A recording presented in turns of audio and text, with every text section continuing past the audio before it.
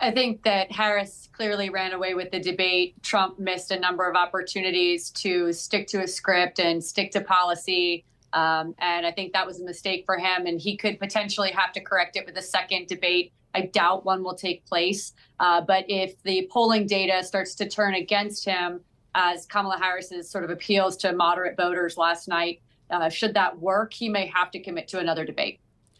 Henry, I'm just reading through your notes here, and you make a point here. About 95% of the electorate has already decided how they'll vote in November. Did I read that right? And if so, is that normal or is that crazy?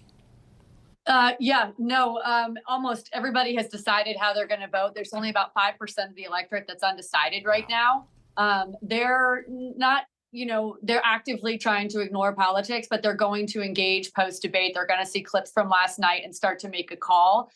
There was, interestingly, 14% of viewers last night thought that they maybe questioned their priors. They thought they might, be willing to change, but then ultimately only 4% of them did. So we have a really sticky, very partisan America, and that's going to make this election close until the very end.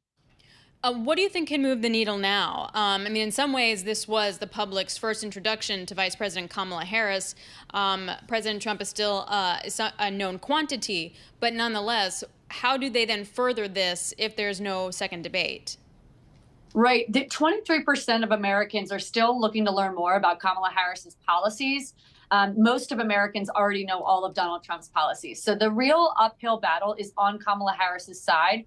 Right now, as my odds suggest, Trump is winning this race. The Electoral College favors him in most swing states and within the margin of error in every single swing state. So it's really up to Harris to convey her homebuyer tax credit, her position on abortion, her thoughts on capital gains rates, corporate tax rates, and sell that message to the American public. And I would suggest that the onus is on her to get that done.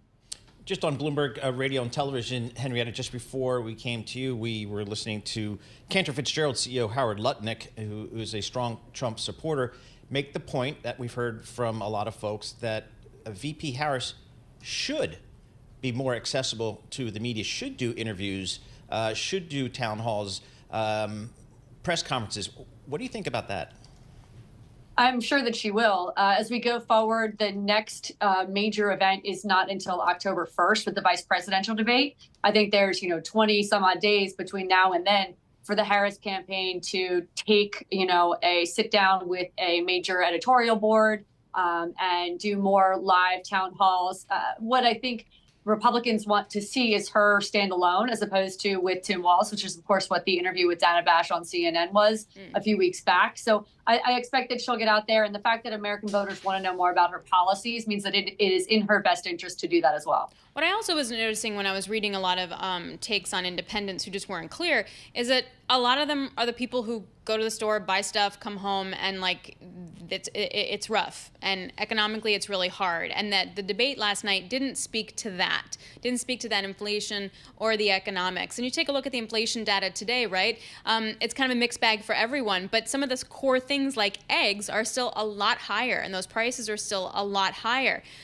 How do the candidates really tackle that in a meaningful way where people who are truly undecided can get some clarity?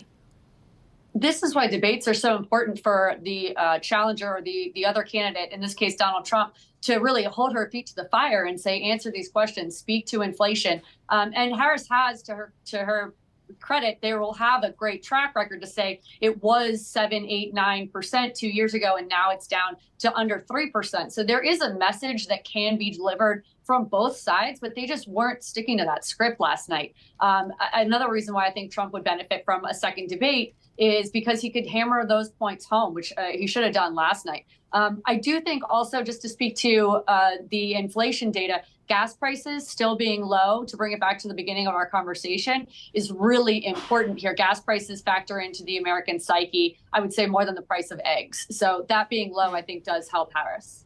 So what is the role of the vice president candidates here? Do they move the needle at all on a major election? I mean, usually not. It's a much smaller audience that watches a vice presidential debate. They're not viewed as the leader of the country. We used to say that it's, the least or the most thankless job in D.C. Obviously, Kamala Harris and Joe Biden's dynamic this year upended all of that. But in general, the vice presidential debate is not a blockbuster affair. They're usually pretty sleepy. In fact, and a couple cycles in the past few presidential election cycles, you get fewer than 50 million or even 30 million viewers. October surprise. It does happen. Could there be one now? Like, let's look ahead. If we don't, there's not another debate. Everyone wants Kamala Harris to speak more. What could an October surprise be? I think it would be ridiculous for anybody in a seat like mine to say that there won't be an October surprise in a year like this. I think at this point, what I try to hone in on for investors is that it could very easily be foreign policy related. Israel-Gaza, I think, presents a stark opportunity for some sort of shock event that could be a problem, particularly for the Harris campaign, since Joe Biden is the incumbent. I think the immigration data, the numbers have come down so rapidly since December via executive order. I don't see that changing. A government shutdown is probably something that should be on people's radar. Trump tweeted about this last night, supporting a government shutdown. That could be disruptive. But historically, Republicans get blamed for that. So I don't think it's in his best interest. 30 seconds, Henrietta. Taylor Swift endorsement. Does that mean anything? I think it does. We want to see his voter registration spikes, particularly in the 29 and under demographic. We've already seen that go through the roof. I believe it's 87% hiked up since 2020. And of course, you have 3 times higher registration rates for Black women, 147 for Latino women, and I think 87% is the number for all women. So that registration spike is what you'd want to watch.